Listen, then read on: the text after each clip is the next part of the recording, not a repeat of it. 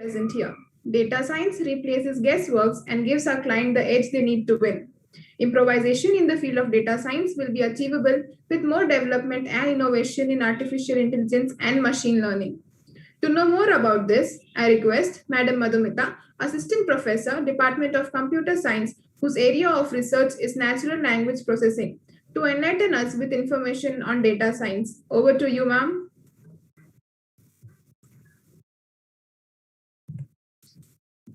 Thank you, Madhuri. Rightly said, Madhuri. Strive not to be success, but rather to be of value, said by Albert Einstein. With this quote, let's comprehend the core advantage of data is that it tells you about something, the world that you don't know before. Data creates magic. Industry needs data to help them to create effective decision. Data science turns raw data into meaningful insights. Therefore, industries need data science. So, data scientist is a wizard who knows how to create magic using data. To perceive data science, it's science of data, which is scientific way to process and to think and act on inputs as insights as an image. Data science portrayed an expensive and conclusive demonstration of influencing and acting factors needed for assessment and systematic conclusion, that is analysis. Keeping in view all the technological innovation, discoveries, and progress, we will need data science more vigorously than ever before. We have covered some interesting facts about data using different sources. Namely, less than 0.5% of data we create is never analyzed and used. Google uses about 1,000 computers to answer every single search query. By 2025, data science analytics sector in India is established to grow 8-fold, reaching $16 billion. Nearly 80% of photos are taken on smartphone and most will become searchable data online. Every second, 60,000 search queries are performed on Google and 1.2 trillion search per year. These are really interesting facts. So data scientists earn more than the average IT employees. These are nearly as many pieces of digital information as there are stars in universe. In the current situation and in the future, these numbers will gradually increase over time. And so the job of data analytics and scientists to utilize these numbers for good use will increase. With this, let's start with the session. This session will execute in 2 phases. In first phase, our distinguished guest will deliver his keynote address. And in second phase, 4 of our students will present their findings and understanding application on data science. At the end of all the 4 presentations, speaker will share his observation and remark and also announce the best presenter. To begin with, we have Mr. Dilip Muralidharan, keynote speaker of the day. Mr. Dilip Muralidharan is a senior technical inspector at Splunk with 18 plus years of experience in IT industry. Sir has wide range of experience in various fields. To name a few, he has specialized as a seasoned instructor for classroom training, online web-based training, and e-learning development.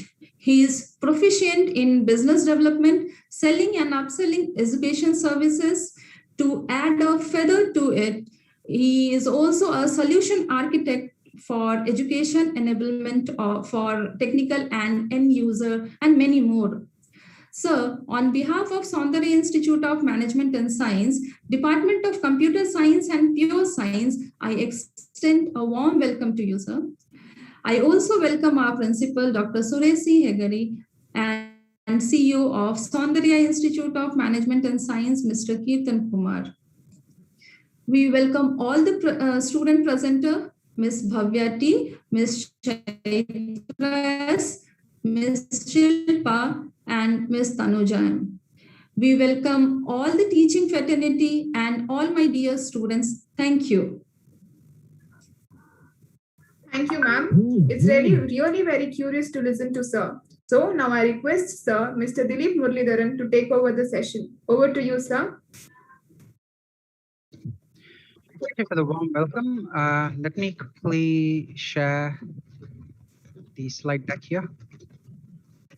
Right. So hopefully my screen is visible right now. Can someone Yes, confirm sir. if my screen is visible and my audio is all right? Yes, sir. Okay. All right. Excellent. A very good evening to everyone. Thank you for having me this wonderful evening. Before I get started, I would like to take the quick minute to thank the teaching, non-teaching, management and administrative staff of the college, and also the staff at ICT Academy for having put together this session. And most importantly, thanks to all the participants for spending time with me on a Friday evening, listening to what I have to say. So before I jump started with the session, let me quickly introduce myself. I am an education and consulting professional with about 18 years of industry experience, out of which 12 has been in the education and consulting space. I started out in support and I ended up in consulting. So I currently work for a company called Splunk, which is a big data analytics company, one of the leading big data analytics companies. And we work with machine generated big data. And essentially what we do is we take machine data, we analyze it, and we help customers get leverage out of that information by getting value out of it. So with that out of the way, what I would like to do is I would quickly like to talk about data science. So what I've done here is I've split the session into 3 parts, right? Part number 1 is data science. Part number 2 is we're going to see what are the applications for data science in business. And part number 3 is I'm going to show you a quick demo of how things work from the perspective of how we can implement data science to leverage some sort of a rudimentary AI with a given data set. Okay, so that's basically what we are going to do. Now, let's talk about data science. What exactly is data science, right? So instead of going in and discussing data science from a technical standpoint, what I would like to do is I would like to discuss data science more from an aesthetic standpoint and try and understand where exactly it fits in the spectrum of an average business, right? So in order for me to do this, I'm going to narrate something that has happened to me in my career about 14 years ago. I'm going to take you back in time and I'm going to try and help you understand how things have come about to be since then, right? So way back in 2004, this was approximately 17 years ago, I used to work for a company called CA or Computer Associates. So Computer Associates was this company which essentially what it did was that it was in the business of enterprise software. It had a lot of customers. It was in a lot of verticals. And the vertical that I was working with was the storage and recovery management section of the business. So in the storage and recovery management section of the business, what we used to have is this particular piece of product, which was a backup and recovery product as well as a high availability product. I used to work in support. I was an escalation tier technician, which means customers will call in the support hotline. They'll talk to a level 1 technician. If the issue isn't addressed to their satisfaction within a given time, or if the issue is not something that the level 1 support can address within a given time, eventually the issue is going to escalate itself and it's going to land in our door. So I used to look at all these troublesome issues, potentially requiring some sort of a sustained engineering fix, right? And when I used to review these issues, it's standard operating procedure for me and technicians, escalation tier technicians like me, to collect log information from customers, right? So the problem with collecting logs from customers is that you have to understand this is the year of 2004, right? So in 2004, essentially what used to happen was that we used to go ahead and collect. Let's take, for example, I'm helping a customer with a problem with their email server backup. So if I've got a problem with their email server backup, I collect their Exchange email server log information. And that Exchange email server log information is going to help me troubleshoot and potentially find out what's going wrong with that particular log. Now, what seems to be happening is this, right? The size of the logs that the customers used to upload would be a few gigabytes in size.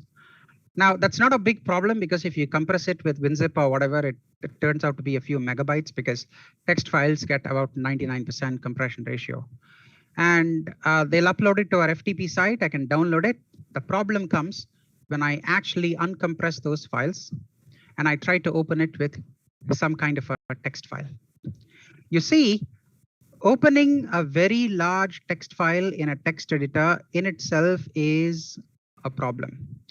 But on top of that, reviewing all of that log file, right, within a constrained time frame, in order for us to help identify what the problem was with the customer's environment, that involves a sufficient level of complexity. So in order for us to avoid that complexity, we used to do a lot of things. So what exactly did we used to do? Well, personally, I used to write scripts. I used to write shell scripts, or I used to run some kind of a Python script. And all these scripts would run to parse the data into a much more user-friendly format, potentially in a structured format, like a CSV or something like that. Or sometimes we'll even pipe these log files into like a SQL database so that we can make sense out of these logs, right? Anyways, at the end of the day, we used to go through all these skips and jumps in order for us to understand these log files. Now, as and when we used to write scripts, what we used to do was that we used to try and figure out what kind of patterns we were seeing in this environment. So one of the ways in which you can identify patterns is we used to use regular expressions, and we used to parse the data belonging to specific textual patterns. And then we used to parse them and then put them in a CSV file or in a database or something along the lines of that. Once this was done, then it's a matter of basically just collating and sorting and arranging the log files in such a way that you'll get what you need. Now, the fanciful thing here is that over a period of time, we started to segregate the type of problems that we used to encounter in customer environments, right? So what we started to do was we started to incorporate some level of basic arithmetic. Nothing fancy, but we used to, do something along the lines of, let's say we used to do something along the lines of standard deviation, mean, median, mode, and variance. And that's basically what we used to calculate with our data set. And that data set will help us identify and understand what exactly it is that was going wrong. Now, when this came about to be, we started building apps. We started building sophisticated apps in Python and Java. And those apps will help us analyze the data by parsing it according to specific requirements that we had. Now, the issue with this particular approach is this, right? The issue with this particular approach is that there are multiple ways to approach this particular problem. There is a logic-based approach, there is a pattern-based approach, and then there is math involved in both of it, right? So eventually what we started to do was that we started building what we call as data models. Data models are nothing but hierarchically assembled data sets, and data sets are nothing but data in a specific structure so that we can work with that data and understand and deal with that data within the context of a given environment. That's basically what it used to be. So once we had all this information, we could use it for a lot of advantageous use cases. But before I go to all of that, right, you see these log files that we used to procure from customers, it was not just voluminous in nature, but it was also complex in nature.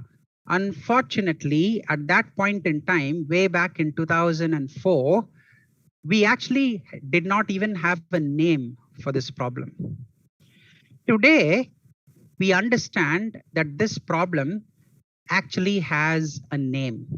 This problem is actually called, let me go here. So this problem is actually called big data. That's what it's called, right? So today, big data is the primary foundation for any sort of activity concerned with the implementation of data science, right? In most use cases, big data is the primary curator of all of these deployments. So we did not have this platform available back in 2004, but by the time I left that company in 2008, big data was all the rage. So the algorithms that we used to write, right, to identify things on the basis of patterns or to identify things on the basis of whatever logic that could be associated, right? Those things are today, they're all called machine learning, right? And the entire process of building context-aware data sets and data models for it to work towards a particular agenda, that is called artificial intelligence. In fact, those data sets are today called neural networks, right? What is a neural network? At the end of the day, a neural network in computing terminology is nothing but it is an absolute reflection of what you would find in a living animal. You know, in a living animal, a neural network essentially is nothing but a neural network is nothing but a brain, right? At the end of the day, a neural network is a network built up of neurons, basically a fundamental unit of brain cells, right? That work in tandem and that communicate with each other and work under a given context. And that context is what forms the neural network. That's what forms the network. So in computing terminology as well, right, you can have relative data models and data sets and data units, and these can actually be read, these can actually be stored, these can actually be accessed and processed in context. And when we do that, when we process that in context, essentially what we are going to find is that we are going to find connection or correlation between data, and that would enable us to work with that data in a lot much more comprehensive manner than we would otherwise. So fundamentally speaking, this is all there is to it when we talk about data science. The use cases might be different. The technology that is used to interpret the data might be different. The user interface and the user experience might be different, right? The platform on which we are working on might be completely different, but that's completely okay. It's not a big deal, right? At the end of the day, it's all about data science. It is all about the intersection of computing with math, statistics, logic, and pattern analysis. That's all data science is all about. Now that brings us to the obvious next big question, which is we want to understand what exactly are the applications for data science, right?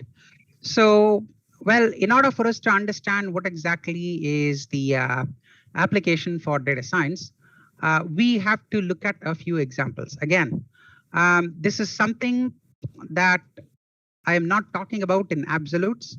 There are plenty of applications for data science. I can keep at it all day long. But some of the applications for data science are very well known. They're well established platforms already. So what I would like to do is I would like to discuss a few examples today, right? So some of the examples that I'd like to discuss are things that we use on a day-to-day basis, right? Pretty much everybody would be familiar with these concepts. So what is it that we want to discuss? Okay, let's talk about this, right? The first thing that I want to talk about is transaction monitoring. What exactly is transaction monitoring? Well, before I even go to transaction monitoring, I'd like to ask a quick question. I'd like to point out, I'd like to put forward a quick question, or rather I would like to put forward a scenario and ask a question based off that scenario. And we'll then discuss transaction monitoring. Yeah. So let's say, for example, you want to buy, let's say you want to buy a new mobile phone. The cost of the mobile phone is about 20,000 rupees. You have 20,000 rupees in your bank account. So you go to Amazon.com and you try to buy a mobile phone. You select your favorite brand of mobile phone, add it to the shopping cart, enter your net banking information, and you try to purchase, right? Now, when you try to purchase that particular item, you receive an SMS saying money has been debited from your account, which means, money has been taken from your bank account. Unfortunately, though, the purchase transaction fails. It does not complete, which means you're not able to actually receive the product that you paid for. Understandably, you're infuriated. You've lost 20,000 rupees of your money, but your order has not been issued by Amazon.com, right? So, quiz question. When you contact Amazon, I'm sure you will call the Amazon customer service hotline, and you make a very vociferous protest and complain about the nature of the order. So when you do that, the Amazon customer service representative will usually tell you something along the lines of, "Oh, don't worry, sir or ma'am, your money will be refunded to you in 10 working days or 7 working days or 3 working days," something like that. They'll give you a number as to how long it will take before the money is refunded back to your bank account, right? Question: how do you think, on what basis is the Amazon customer service representative able to tell you 10 days or 7 days, or they're telling you a specific number of days, right? Why are they able to give you a specific number in terms of days by which your money will be refunded to your account? On what basis are they trying to do that? Any idea?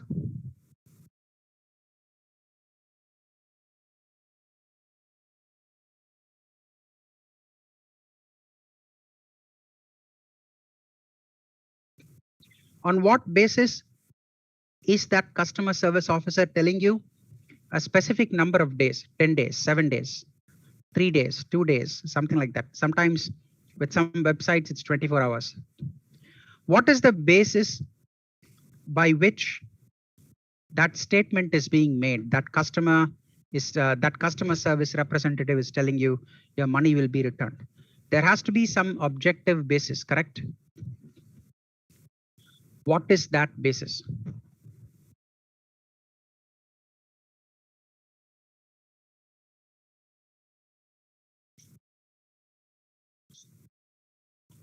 Rahul says due to lots of transactions, they take a certain amount of days. Fair enough. That's fine. it can take any number of days it wants to. It can take 1 day or even 10 days. That is not my question. My question is, on what basis are they promising you those number of days, that timeline? There needs to be some basis, right?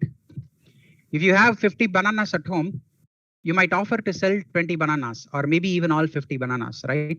Why? Because the basis for that is you've got a stock of 50 bananas. So likewise, Kavyashree says from designing and developing self-service technologies. Okay. Sai Mahita says they will keep track of our transaction. Okay. Sai Mahita is getting somewhere. So we're getting closer.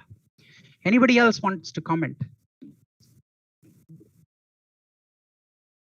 What is the basis of that statement?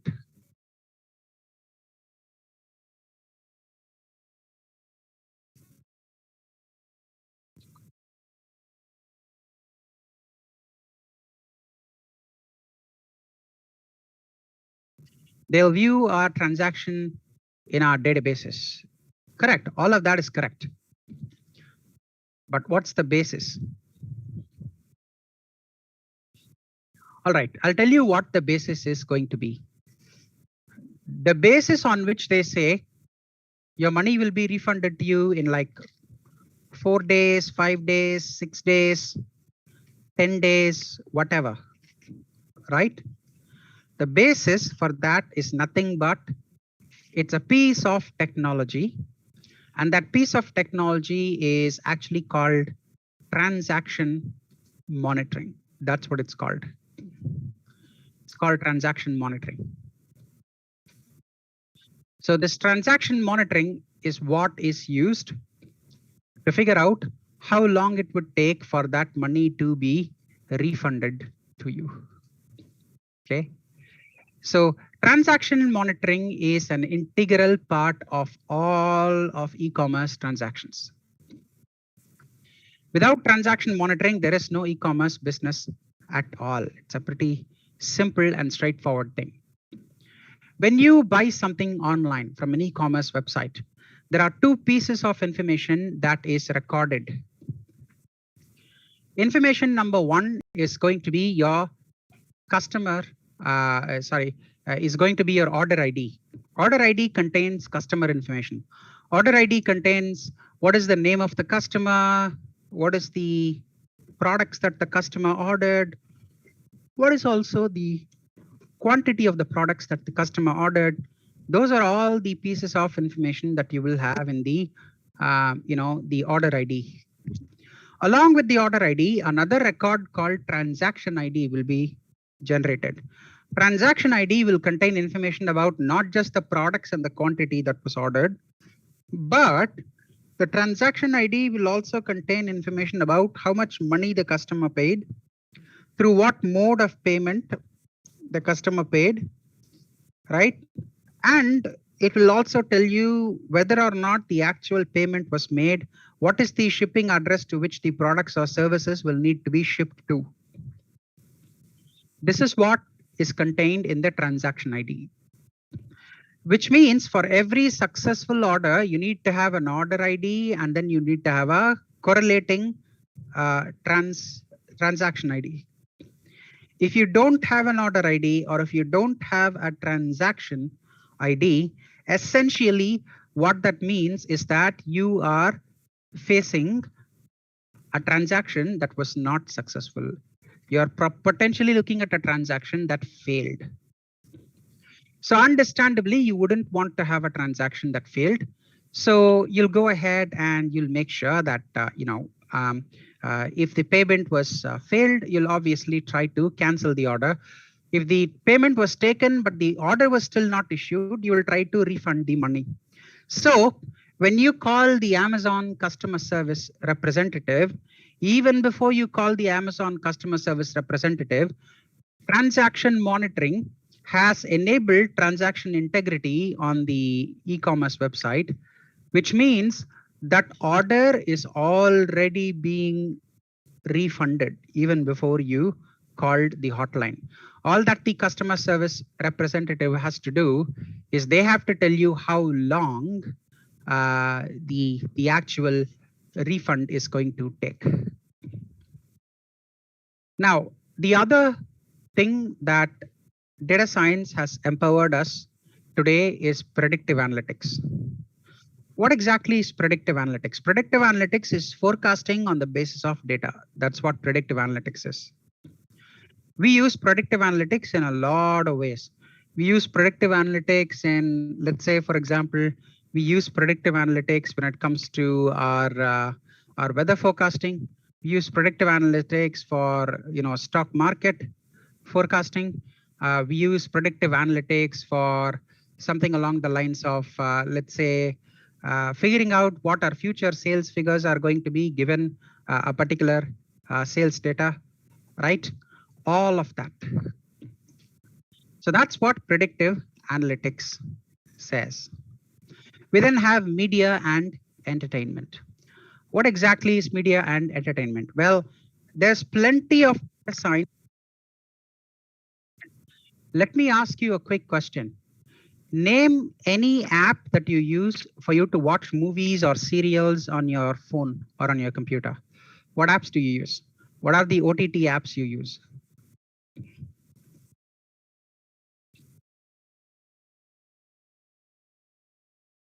Says Rahul, okay, I guess that's Amazon Prime. Fair enough. What else? Disney Plus Hotstar. Yes, I use that as well. Anything else? Netflix, yes. Netflix is probably one of the most popular ones out there. Z5, yes, there's a lot of promotion happening for Z of late. So these are all the apps that we use for watching video content. What about audio content? What if you want to listen to music? What kind of OTT apps are available for listening to music? What apps do you use on your phones?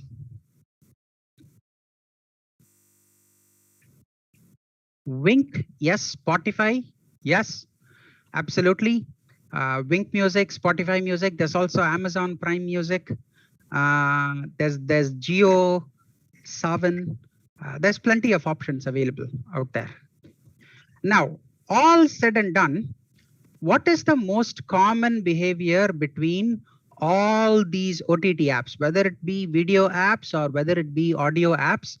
What is the one common behavior between all these apps? What is the most common technical behavior? Forget the business part of it. I'm not worried about the money and the features and whatnot. There's a single technical behavior that is common to all these apps. What is that behavior?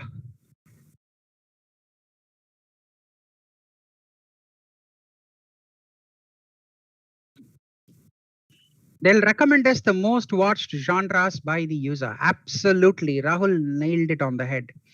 You see, the recommendations are always tailor-made to the user. Based on the kind of content that you've consumed in the past, they recommend content that you would want to watch in the future. And those recommendations are usually very, very, very accurate. Because of this, right, the content that's available on OTT apps are always tailored to an individual user. So all of that is aided by machine learning, and all of that happens with the power of data science. Media and entertainment apps today, the foundation for any media and entertainment apps are essentially going to be data science.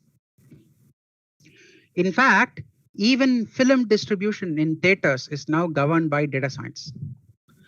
Certain specific types of movies where certain actors are a part of the movies or certain storylines are a part of the movie, there is data available on past movies with a similar storyline doing well in certain parts of the country compared to other parts of the country.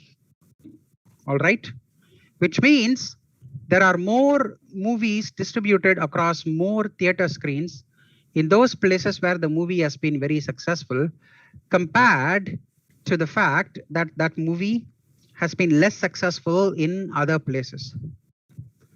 So the entire thing comes down to data at the end of the day. Healthcare, that's another extra use case. It's one of the most vital use cases for data science today, right? Here's a question. What exactly is usually the kind of treatment that is recommended for terminally ill cancer patients? Generally speaking, right? What kind of treatments do cancer specialists recommend to long-term terminally ill cancer patients?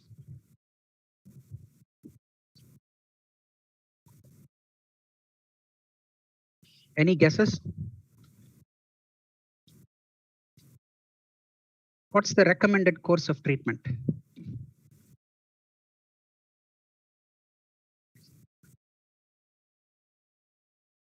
Generally, for most types of cancer.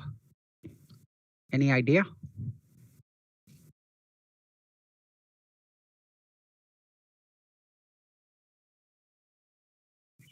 Chemotherapy, yes, chemotherapy is definitely recommended. What else? What other treatment is recommended?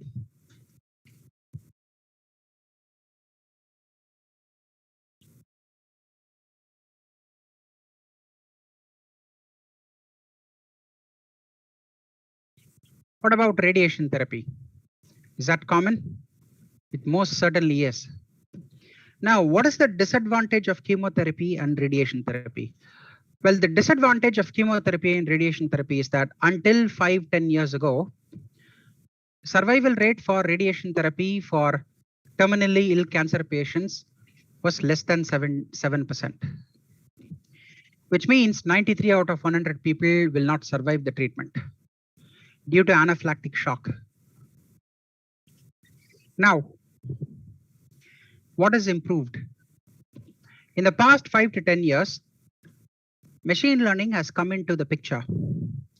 Instead of your doctor using a radiation gun on your body to indiscriminately burn away cancer as well as healthy tissues, what your doctor will do, your oncologist will inject you with a pharmaceutical grade dye. That dye is engineered in such a way that it sticks only to cancer cells. It does not stick with healthy human tissue. So your radiation gun and your chemotherapy solutions and equipment is programmed to work only with parts of the body, the cells of the body that is marked with the dye. Whatever is not marked with a dye, right, is unharmed. Therefore, the radiation does not affect the healthier parts of the human being. So currently, I believe, if I'm not too wrong, survival rate for terminally ill cancer patients undergoing radiation therapy, chemotherapy is close to 95%. Less than 5% of the people actually face any severe consequences. IT security, that's another use case. Gone are the days if you have a malware infection, you have to call somebody home to clean it, or you need to take your computer to the computer repair shop and you have to get it done. What you'll actually do is you'll actually go ahead and install antivirus software or security software, which will automatically connect to the internet, download the latest anti-malware or antivirus signatures, and it will install it on those machines, and it will automatically, clean the environment. So those are the widely used applications for data science.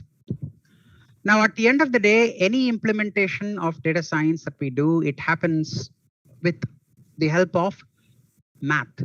Like I said before, it's all about computing with the help of math, specifically statistics. So we've got a bunch of algorithms. There are many different algorithms available for many different types of data. I don't want to bore you by reading out the names of these algorithms and what these algorithms are there for. Most of you are second year or third year college students, that too BCA students. I'm sure you would have taken math paper in the first year of college and math papers during your +1, +2. And I'm sure I don't need to teach you about regression analysis. I'm sure you're all familiar with what regression analysis is already. But what I do wanted to stress is I want to move into a quick hands-on demo. I want to show you how machine learning works with the power of data science really quick. All right. So I am going to go into an environment here. Oops, sorry, give me a minute here.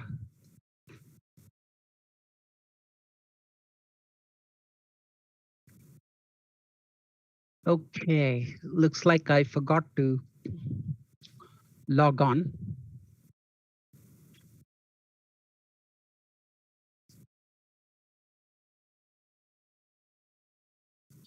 So I'm going to show you a simple machine learning example. So what it is that I actually have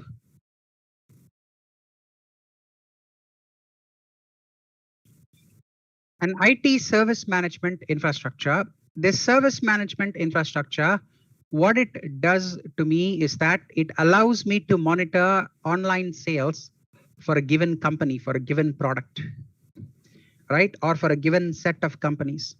In my case, I'm monitoring the online sales of just one company. It's called Buttercup Games. This is an online video sales company. So as you can see, our online sales service, right? Because this is an infrastructure management piece of software, it looks every business as a service to monitor. It's running at 64.2% efficiency.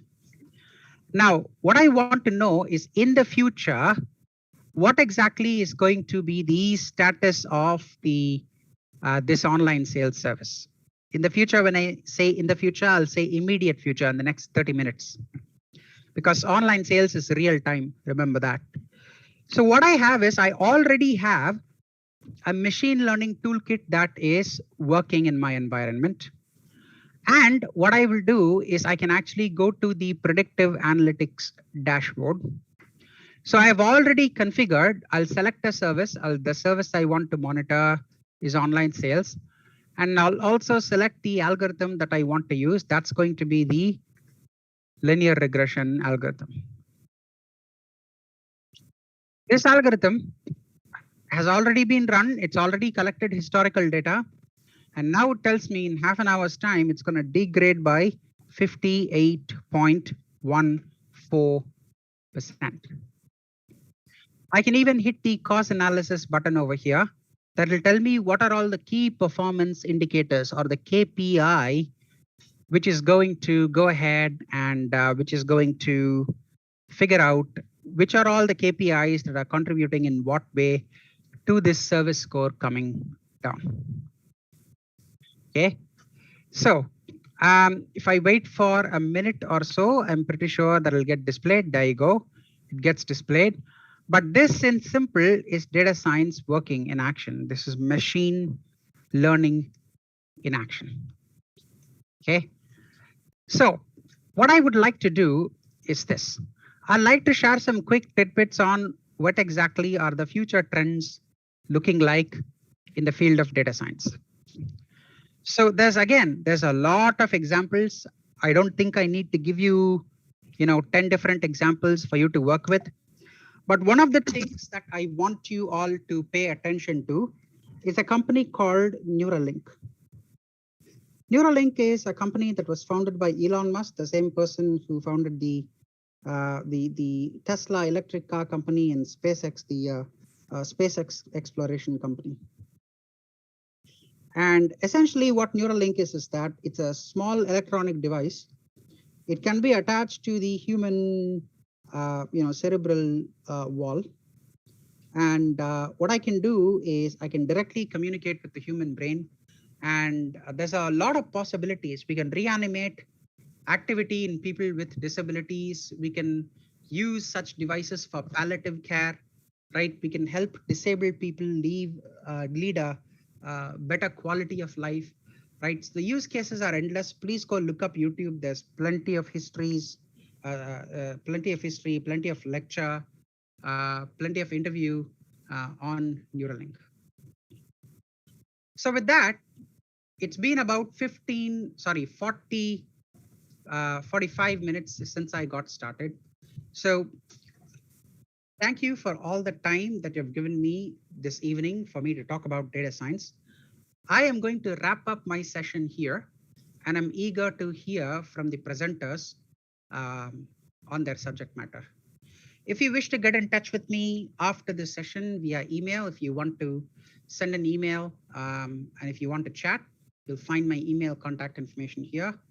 Connect with me on LinkedIn if you wish to network. And of course, I'm on Twitter as well. So I'm going to turn it back over to the meeting hosts, and we're going to hear from our three participants who are ready to present. Thank you so much, sir. You have truly oriented us on the application of data science and its need. If there are any queries, please do ask. Sir, there's a question being asked that what's the difference between data scientist and data analyst? Practically speaking, very little.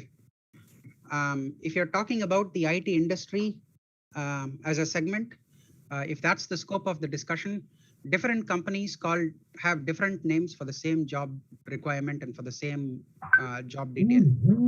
So my advice is don't get carried away by titles. Investigate what exactly is the nature of the job and what level of complexity and what level of expectation is required from the job. Because data scientists and data analysts are pretty much interchangeable terminologies for all practical, purposes. Thank you, sir. There's one more question. Should we be great in communication if we are in data science field?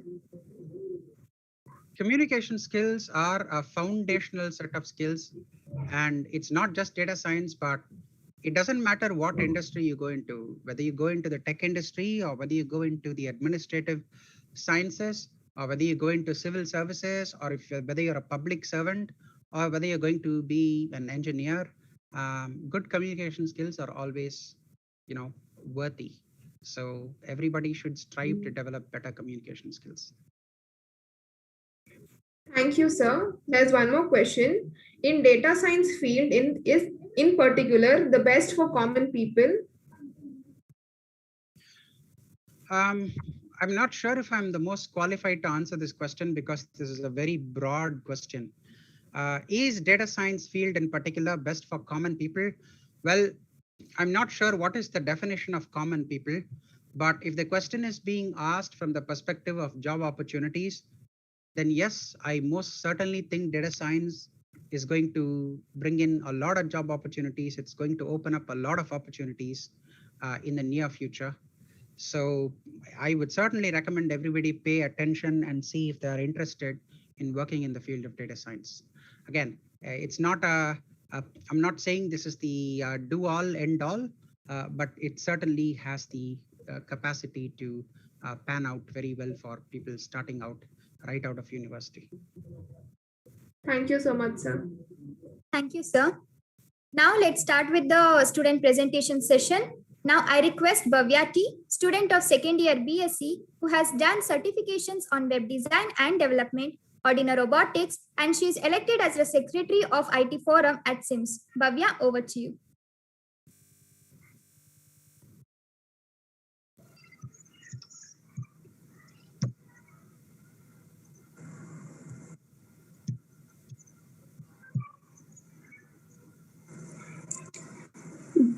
Good evening, everyone. You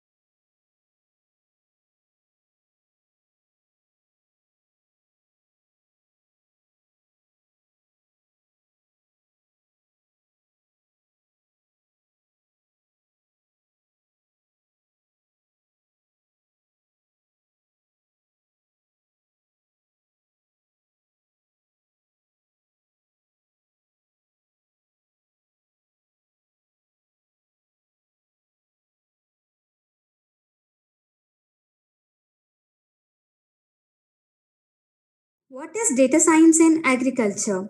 I'm going to give you a simple example to understand about what is data science in agriculture. Firstly, a farmer had to decide the choice of crop and a crop care technique of the soil and even the weather conditions of their land to get the desired and the most yield. This process is called as data science, where they implement the data science in agriculture field.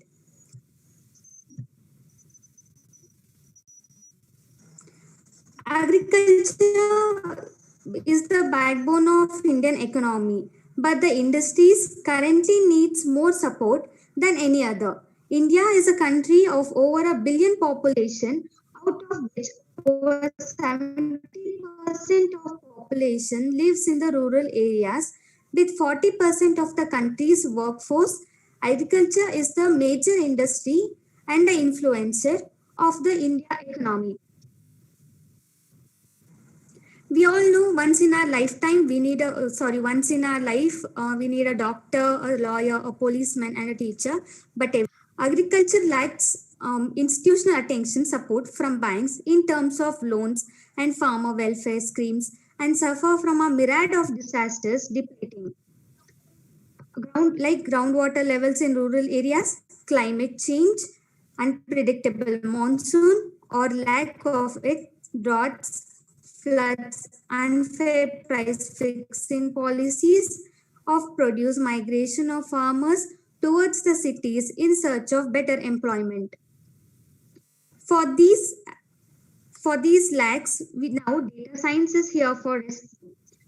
Revolutionary technique or revolutionary technology that goes by the big data name has already made waves in other Indian industries, from it to the IT company to the healthcare. And now inventors or market players are planning to beware the potential and big data for the benefit of agriculture. In India, apart from major companies, it is the vision of general youth of the country that has exacted to use of big data or farming. For Intense Sharecat, founded by the 33-year-old Abhishek Raju, works on using big data and its aligned technologies like data science to IT for better lives of farmers. Now, I'm going to explain you how data science is implemented in agriculture field. Firstly, defining the topic of interest or the business pain points which they need to do. And the next point is that obtaining the necessary data. That means collecting the necessary data. And third point is polishing. Here polishing means picking up the important points or important topic which can be implemented in the field is defined as polishing. And the fourth one is explore. Explore means which they have taken as the important point. They'll explore on that. That means they'll study on that whether it can be implemented, or after the implementation, what are the advantages and disadvantages. This is the exploration part. And next come to create. Create means creating advanced analytical models. Next, data. That means gathering the insights of the data. And lastly, communicating the results which they have got. Here, agricultural process. You can see in agriculture process, these are the various steps taken in the agriculture process. First part is preparation of soil, and then they sow the seeds, adding fertilizers, irrigation, weed protection, harvesting, and storage. Here, preparation of soil is the major step. Why? Because soil is prepared before sowing the seeds. The soil is loosened to increase the absorption of water and the manures. Loosening of soil particles add humus and even the nutrients in the soil that increases crop yields. Filling or tilting the soil or loosening the soil is done by plowing, which are pulled by the pair of bulls. These are the techniques of preparation of soil is done. When our basement is ready and when the basement is strong, our foundation will be strong. This way we have the thought. But when we prepare the soil very fine, we get the crop also, the yield will be the desired one. So here in the agriculture process, preparation of soil is the major one, and then comes the adding of fertilizers. Next, crop analysis. Every time a crop is reaped by the land, the soil structure changes. It is hard to find the crop that would next grow well hence. So crop analysis is done in a various process. One is crop stress and weed patches and status on crop tissue nutrition, fungal or insect yield. After implementation, this process, after the agriculture processes, they wait for the yields. Then we need to know what are the applications of data science in agriculture. The applications of data science in agriculture are receiving useful data to help fight food scarcity and empower small farmers. Next, managing crop diseases as well as the pests also. Next, investigating industrial niches. Then to cope up with the climate change. Here, yes, climate also change plays a very important role to make yield predictions, to provide images of crops and land. Not only this, but also the rainfall and snow, wind speed and direction. These also come to the consideration when they go into the agriculture field processing. Here, I have a case study on debtors. Like means we all know that how data science has been implemented and how data science works on agriculture. Even maintaining a field is also like an art. Fertilizer is also an important color that needs to be added to the art piece to make it very look beautiful. But often farmers end up with choosing unsuitable fertilizers for their crops, which further leads to spoiled or unhealthy products of it. Knowing the exact fertilizer rate is a science of requires and through analysis of multiple factors. The parameters on which the crop gets detected include crop nutrition uptake rates, research data, as well as the soil chemical, physical and biological properties have been included here. When coming to this case study on debtors, according to recent press, debtors project applied artificial intelligence and even the machine learning and other data science techniques to the remote sensing data. Apart from that, it is used systems to produce geospatial outputs. And then it can be used for disasters and agriculture and other purposes. The DETOS project has developed a way to map out the crops by using satellite images and by extracting the temporal signature of crops determined through radar satellites images. Moreover, DETOS produce flood situation maps by retrieving satellite images and letting AI, that means artificial intelligence, identify flooded areas from these images. It is able to detect floods in areas that are hit by heavy rainfall and sets those mapped out areas to the respective DETOS region offices in the event of severe weather disruptions. Here, SI and AI stands for, SI means satellite images and AI means artificial intelligence. Nextly, real life example of data science in farming. I like to give you a very good example that is in Egypt, where farmers use water pumps to collect water from the river Nile to their crops. Advanced here, receive. In those days, we need to work with the borewell. That means we need to push with our hands and then water is pumped out. That is the technology where they use. And now this is the very modern technology. It's called as water pumps, which or motors. It's usually called as motors, which helps to pump the water from the ground to the fields. And next, these are the water sprinkles. Here, water sprinkles are used to irrigate large fields, and this helps the crops to get enough water, which is essential in their growth. This method is useful in efficient usage of water, that means to save the water. And then you can see this mobile. This mobile indicates that even this nowadays mobile is also playing a very major role in the invention of mobile apps such as farm graze for the farmers manage their grass more efficiently by suggesting the cheapest feed for their livestock. It saves time also, and there is no need of any paper or spreadsheets.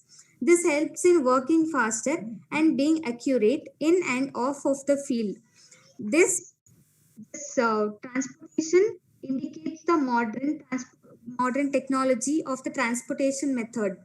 Modern transportation technology facilities help farmers easily to transport fertilizers or other farm products to different parts of the world.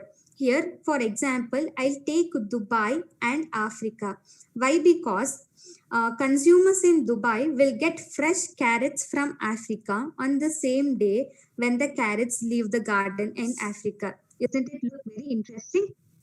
Next, we have advanced technologies. We have the satisfied farmers, more yields and the more production and very happy farmers. And then we the satisfied customers and happy customers consuming those yields. These were just a few cases showing how one can use data science in the work of an agriculture corporation right now, because in the future we cannot predict what opportunities it can bring, and even technology has played a huge role in developing this industry. Today, it is possible to grow crops even in desert by use of agriculture biotechnology, and there is much more scope in the future. Thank you, everyone.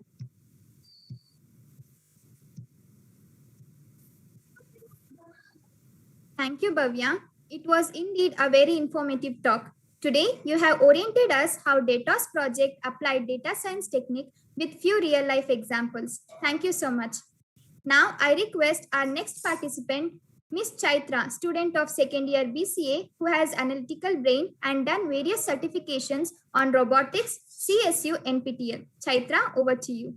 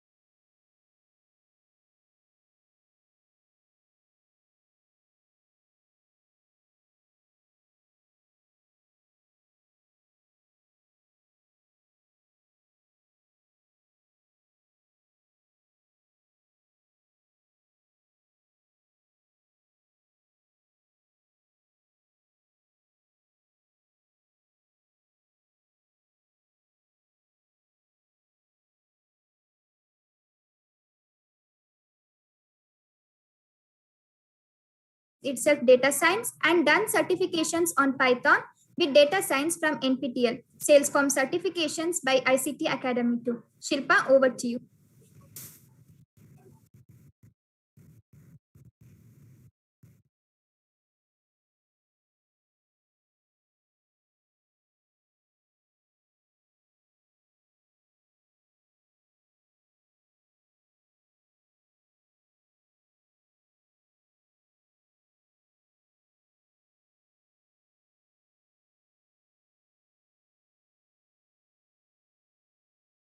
Presenting a topic about data science in e-commerce, and in further we also discuss what is data science in e-commerce and why we need it, benefits of that, and e-commerce applications which are developed using data science. Moving on, what exactly is data science in e-commerce? The effective implementation of data analysis will help the e-commerce organization to predict the purchases, profits, losses, and even manipulate customers into buying things by tracking their behavior. Means the data science will help the e-commerce organization by tracking their customers' behavior by analyzing the customers' profiles, and based on the results, the relevant product will be released to the market, which pushes the customers towards purchasing that attracts the customer. Next, why data science in e-commerce? Why we need data science in e-commerce? It analyzes people's previous searches and screen their purchases in order to come up with a relevant product. For example, as a user, when we open an online shopping portal, we search few things and we buy few products. So based on our previous searches, the data science filters the information and predicts the user preferences, and they come up with a relevant product.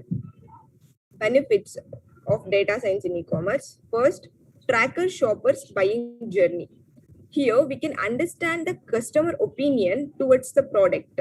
Means the data science captured the interaction of users previously had with the brand, including products viewed and past purchases. The captured data allows business owners to get the shoppers' information and understand the shoppers in depth and what they like and dislikes and which products are in demand.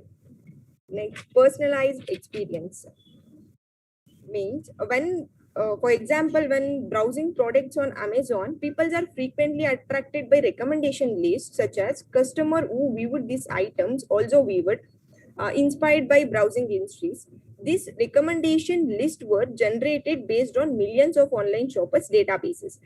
Data science provides personalized recommendation to each shopper, and this greatly increases the chance of successful sales. It gives a better customer services.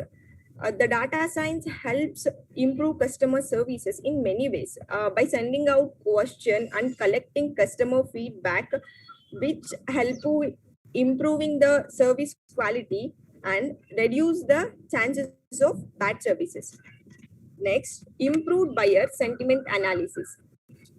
Means data science makes an emerging trend of using e-commerce customer service by collecting and mining data from customer reviews. For example, marketers will get to know whether the consumers have positive, neutral, or negative sentiments towards the products, which makes improvement in e-commerce organization. Next, we have data science use cases in e-commerce. Firstly, product recommendation for customers. Means data science algorithm learn the various attributes and correlation among the products, learn the taste of customers to predict the needs of customers. By using the algorithm, the data science help in personalizing the customer experiences. For example, by changing the gallery pages for a specific customer, or by changing the order of products in the search results of mobiles or websites. Next, we have predicting the supply chain model for effective delivery. Means predicting the supplying products model for effective delivery. For e-commerce business to sell products, they need the right amount of products in the right place and at the right time. Analyzing these things will be done by data science algorithms. Next, personalized marketing strategies. Means E-commerce businesses are always looking for many ways to encourage existing customers to make more purchases or finding strategies to attract more customers.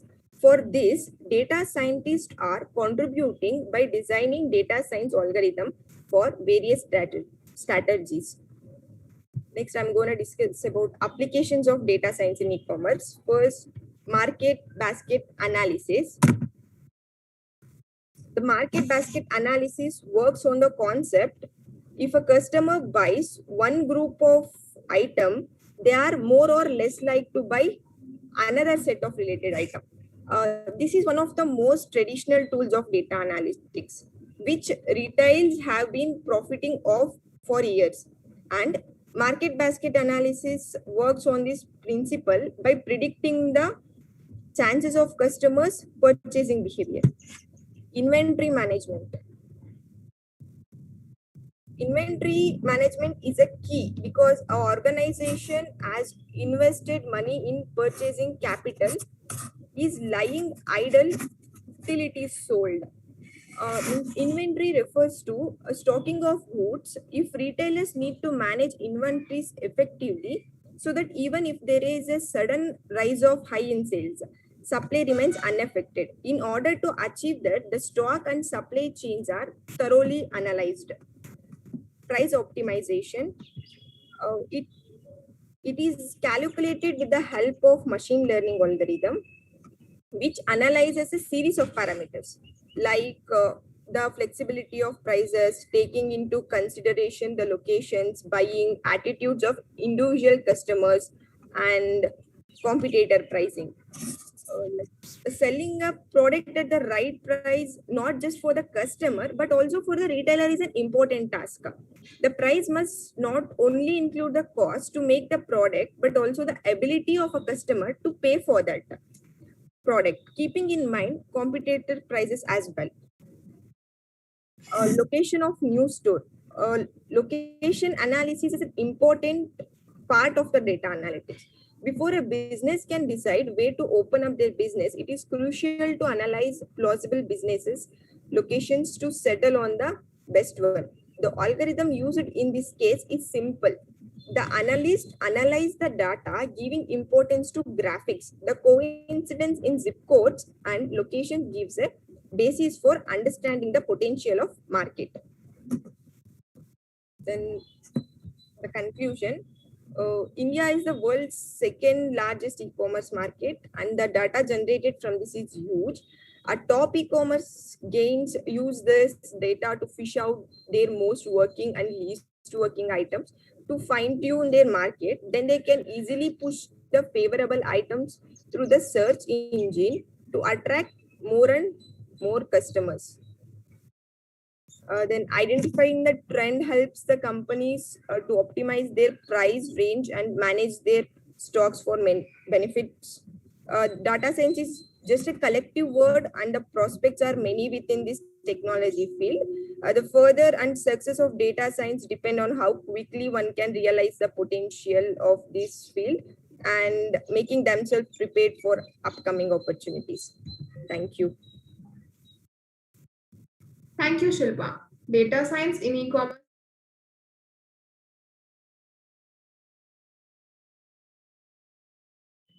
And today, Shilpa, it was really an eye-opener to all of us when you explained about the marketing analysis and use case in data science. Thank you so much.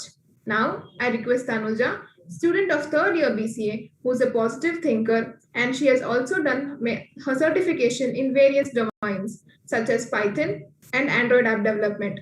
Thanuja, over to you.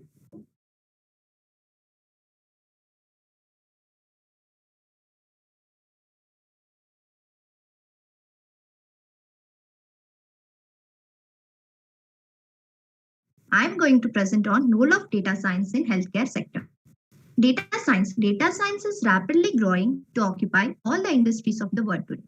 In this topic, we'll understand how data science is transforming the healthcare sector. We'll also understand various underlying concepts of data science used in machine and biotechnology.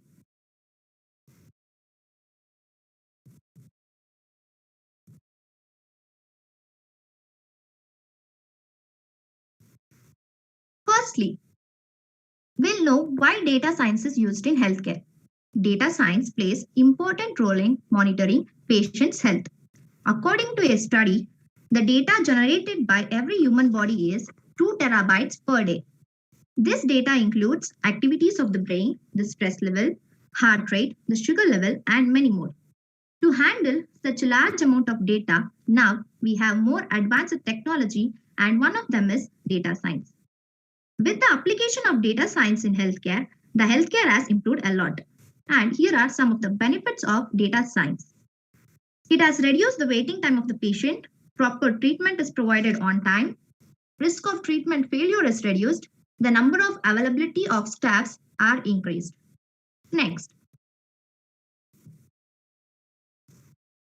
data scientist, the role of data scientist in healthcare. The healthcare industry is the playground for data scientists who are keen on putting their analytical skills towards improving and even saving lives. With around 30% of world's data storage is residing in the healthcare sector alone. Data scientist plays a very important role in the implementation of data science techniques for integrating it in healthcare software. One of the best examples of data scientists making a meaningful difference at a global level is in response to the COVID-19 pandemic, where they have improved information collection, provided going on and accurate estimate of infection spread and health system demand, and assess the effectiveness of government policies. And here are the role of data scientist: collecting the data from the patient, analyzing the needs of the hospital, structuring and sorting the data for use, performing data analytics, and implementation of algorithms on that data, finally building a predictive model with the development team.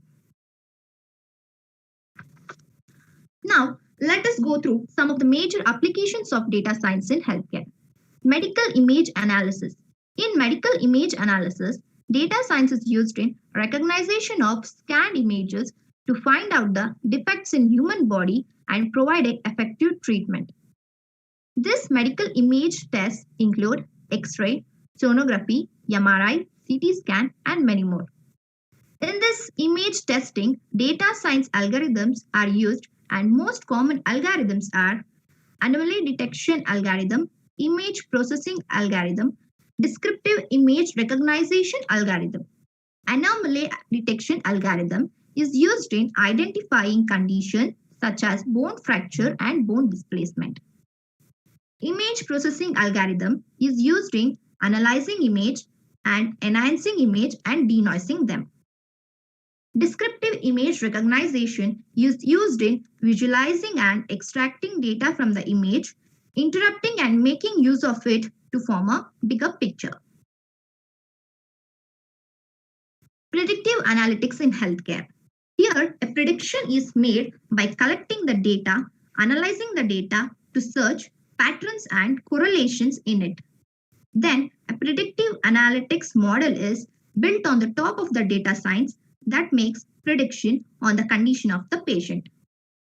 And these are the some of key factors of predictive analytics: population health management and risk scoring for chronic disease. Early predictions can help prevent the progression of disease. It allows healthcare business to take quick actions in time and avoid the long-term effects of epidemics like the coronavirus. Next, preventing suicide and self-harm. Suicide prevention is one of the best use cases of predictive analytics in healthcare. Patients' behavior pattern and electronic health records can be integrated with predictive analytics tools for suicide risk reduction. Analyze and predict patient utilization pattern. Predictive analytics can be used to analyze and improve staff utilization. Based on the data, the staff can adjust the workflow and hence improve productivity. This can also help you reduce waiting times and improve patient satisfaction. Drug research. Earlier, it used to take a long period and high cost in creation and discovery of single formula with millions of test procedures for those to get approved.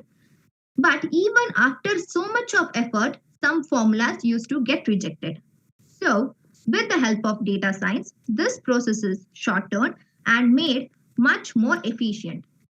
Machine learning and deep learning had steps for initial screening of each component and have become attractive approaches to drug discovery.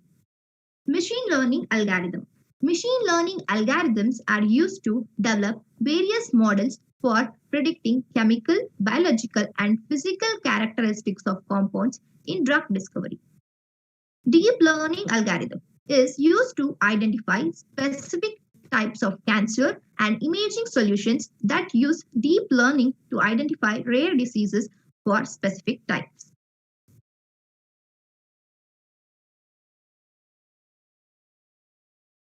Virtual assistants. The applications that are built using virtual assistants are a great example of utilization of data science. In virtual assistants, the patient does not need to visit the doctor physically. Virtual assistants is a virtual platform that gives a personalized experience to the patient. Here, the patient just needs to enter his or her symptoms and the application will predict the condition of the patient. It will suggest the precaution, medication, and treatment required as per the condition of the patient. Finally, it's about future of data science in healthcare. Basically, there are 4 factors leading to rapid improvement in the healthcare industry. They are technological advancement, digitalization, need for reducing treatment costs and duration, need for handling large population. Data science has already started addressing all these to bring the desired effect. As data science is already doing wonder for society, there is no doubt that its application in future will prove itself to be more invaluable and it will take the healthcare industry to further heights. To conclude, the application of data science in healthcare has the potential to enhance the entire healthcare system. Thank you.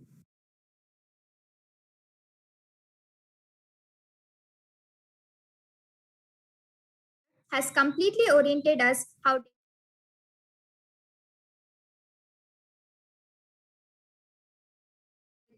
Thank you so much. Now I request Chaitra, student of second year BCA, who has done various certifications on robotics, CSU, NPTEL. Chaitra, over to you.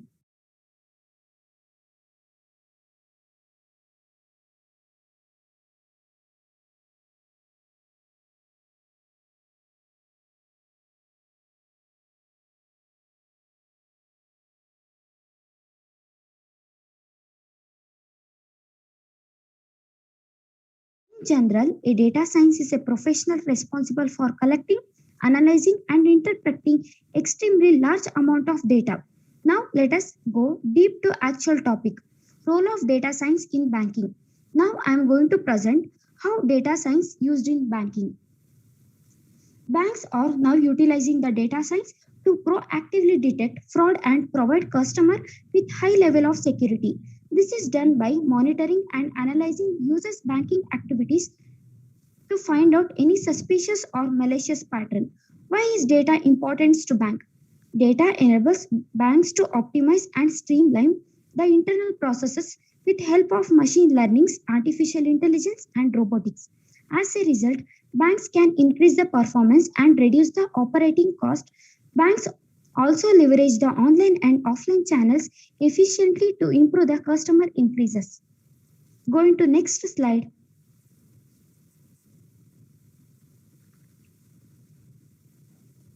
Banks use data science in areas of customer service, fraud detection, forecasting, understanding consumer sentiment, customer profiling, target marketing, among others. Banks are using unstructured data from social media to access how customers view the brand and if they are happy with their brand offerings. The face of banking is a changing and fast. Pick any aspects of banking: risk management, pricing, marketing, outreach, customer outreach, product development, cost and revenue allocation. Data science is there. The face of banking industry has been evolving rapidly, particularly post the financial crisis of 2008. Banks were some of the earliest adopters of information technology. for processes and security. The growing size of banks and lowered customer loyalty means customers expect quicker and more efficient operation efficiency. Naturally, banks are looking at better ways to understand customer and retain them. They are also looking at patterns within the data to understand transactional data and engage with customer more meaningfully. Application of data science in banking, risk modeling, fraud detection, customer lifetime value, customer segmentation, recommendation engines, real-time predictive analysis. Let's understand one by one what is fraud detection. Banks are now utilizing the data science to proactively detect fraud and provide customer with high level of security. This is done by monitoring and analyzing users' banking activities and to find out any suspicious or malicious pattern. Let us explore much information about customer segmentation for grouping customer. Going to next slide. Customer segmentation. Classifying customer based on various factors helps banks to serve customer better. One famous algorithm for clustering in K means an interactive grouping algorithm that tries to find out the idea number of grouping by executing the algorithm steps in loops. Relative customer compression. The availability of all customer data helps banks to compare individual with same spending or behavioral patterns. This helps the banks in qualitative prediction about customer requirements and in marketing similar product to similar customer. Going to next slide. Managing customer data. With the emergence of digital banking, every Tom and Harry has got a bank account. This led to zeobytes and yobytes of customer data being stored on bank storage. Not all these banks are going to be useful and relevant. Data science helps banks to isolate necessary and appropriate data and use them to predict customer behavior and iteratively interaction and performance. Risk modeling. Prediction has become a primary concern for banks with risky credit and product as well as investment banks. Risk modeling are categorized into two types: credit risk modeling, investment risk modeling. Credit risk modeling. This allows banks to predict how their loans are going to be repaid and to forecast defaulter based on past history and credit report. The risk modeling calculates the risk value for each case and the credit team only sanction loans based on this score. In investment risk modeling used in investment banking, wherein risk rewards ratio are calculated for risky investment. This helps in giving investment advice to customer as well as making the right decision in internal investment to generate profit for a fund. Next, personalized marketing. Business earns their bread and butter when customer purchase new product. Data analytics in banking provides opportunity to model customer offer that suit individual customer needs. These offers are then applied to right product and delivered to right time customer at right time. Going to next slide.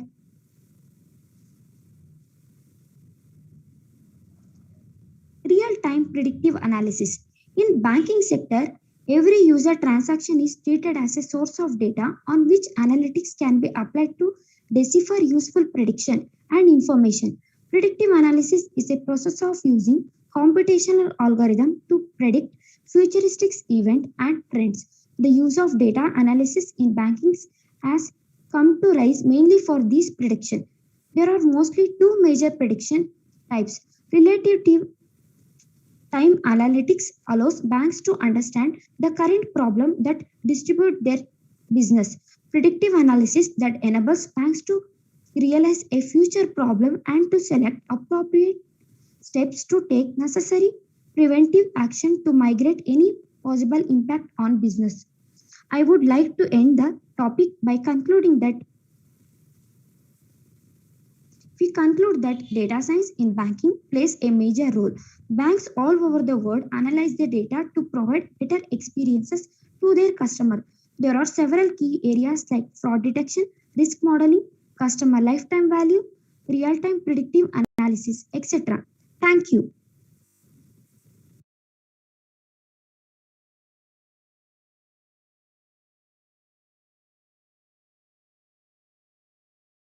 and risk modeling. Indeed, it was an informative session. Thank you so much. Now, let's move to the next part of the session where I request Mr. Dilip Muralidharan sir to share his observation and remarks. Sir, over to you. All right. So I hope I'm audible. Yes, sir. All right. First things first, wonderful presentation, Bhavya, Shilpa, Thanuja, Chaitra. I have a couple of things to point out on the onset. I believe the original idea was that the presentation for every person would be limited to 8 minutes or 10 minutes. Correct me if I'm wrong. Was it supposed to be 8 minutes or 10 minutes? What was the... Okay, it was supposed to be 8 to 10 minutes. All right. So first up, I don't think anybody stuck to the designated time. So while this is not really a big issue as far as I am concerned, when it comes to an effective presentation, it's always a good idea to stick to the designated time. And the reason why I say this is because listening to information continuously is real hard. And for the individuals who are evaluating your work, if every person presenting is supposed to present for 8 minutes, and even if you go over your time by like 4 or 5 minutes, which becomes 12 to 13 minutes, that's effectively another 10 to 15 minutes of time on average that the evaluator has to spend on your work, which basically means that's going to potentially add to fatigue, which means that the job of the evaluator might not be done in the most effective way, right? So it'll be a good idea to actually start timing your talks. One of the things that I do is I can use a timer on my watch, or every Android phone, I'm sure everybody carries a cell phone.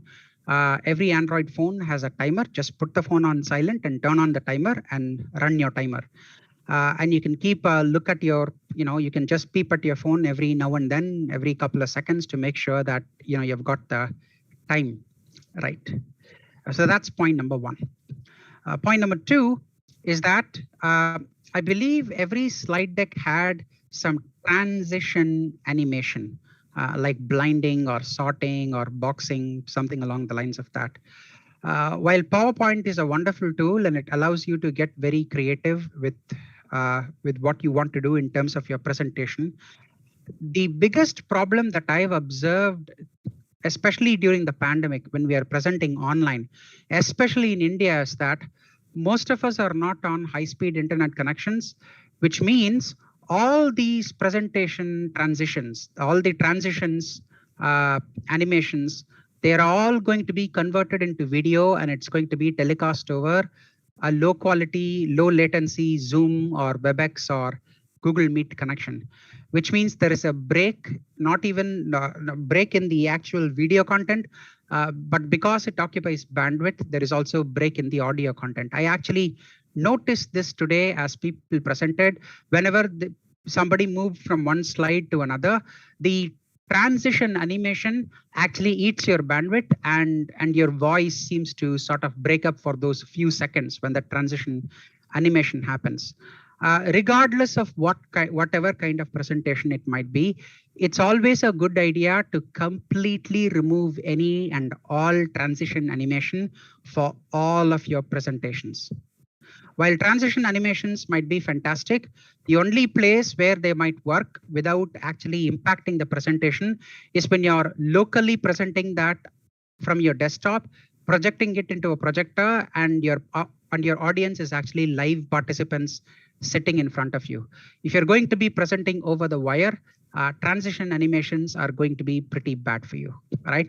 And the third thing that I wanted to point out was that many presentations had a lot of pictures, photos, right? I believe there was a presentation that had some pictures of some technology. Some other presentation had pictures of some other items, factories and whatnot. So these kind of things artificially increase the size of your presentation file, that is your PPT file, and therefore slow down the effective experience of your presentation. It's also a little bit distracting as well. If you put a bright image and then you write a small font, right? And you have like a 40-word or a 50-word text on a slide, it becomes very difficult to read. The readability of those slides become very difficult to read. So these are all UI or UX issues with presentations. I'm sure everybody will get better as and when they move into the corporate world from university. You'll understand these things. But I thought I'll point these things out because I think personally, you yourself would have a better experience presenting your own content. I have no complaints about anybody's content, but I think you should have a better user experience while you're presenting your content. Your content should be less distracting. Your content should focus on yourself and your delivery style and delivery mechanism, and nothing should come between you and your content. Now, as far as my opinion goes as to who had the best presentation or who had the highlights for presenting well, I think I'm going to have to say everybody did a fantastic job, but Bhavya T stood out. And the reason why Bhavya stood out is simply because of the fact that her lecture was definitive and her delivery was very compartmentalized.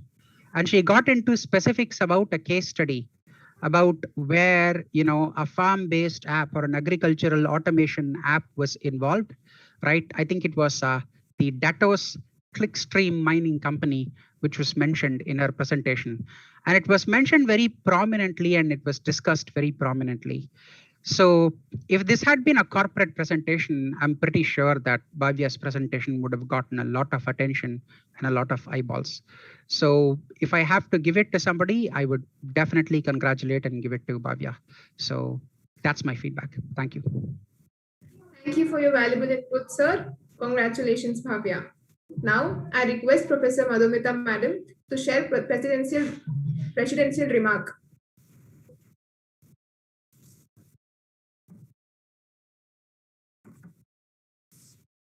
Thank you, Madhuri. Sir, we have reached to the end of 5th day of virtual talk, SIMSTRONICS 2021 on data science. I have been given the responsibility to provide a closing remark. While the talk has been so vivid and likely having encouraged the faculties and students to come forward and exchange the ideas, the knowledge and the time we have come is at the end. However, we have been privileged to have eminent personality among us, Mr. Dilip Muralidharan, sir, who was very kind enough to accept our invitation in spite of his busy schedule, which shows his concern and commitment towards the teaching and student community. So, in fact, we are very blessed through your gracious presence and the presentation you shared with us. In the presentation, he gave demo to describe predictive analysis, which was quite informative and interesting too. He also brought to our knowledge different application of data science and described crystal clear example on real time by giving a scenario to describe transaction monitoring, which was very informative, sir. I am confident that time spent during the lively session will enhance the knowledge of our faculties as well as our student community. So your beautiful insights have enlightened us and given lots of information. Your presentation was thought-provoking. On behalf of everyone present here, I express deep sense of gratitude for accepting our invitation for being a keynote speaker for the session. Thank you, sir. Then the next session of virtual talk, our young students have presented, namely Bhavya T, Chaitra, Shilpa, and Thanuja.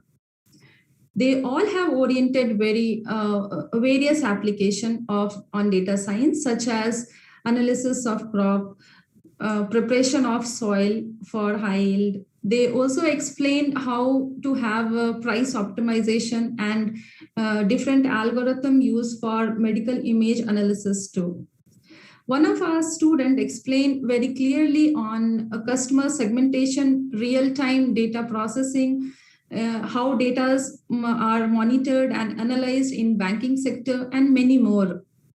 So with such information, we are overwhelmed with the knowledge. Once again, I thank everyone present here. Thank you all. Thank you, madam. We are at the end of the session. I thank resource person, Mr. Dilip Muralidharan sir, for his valuable insights on the application of data science. Student presenters, CEO sir, Mr. Kirtan Kumar, Principal Dr. Suresi Hegadi sir, HOD and Chief Mentor of SIMSTRONICS, Professor Rekha madam, HOD of Pure Science, Shrigali sir, esteemed faculties from SIMS and other premier institutions and student friends. The feedback link is been posted in the chat box. Kindly provide the feedback to get the certificates. Now,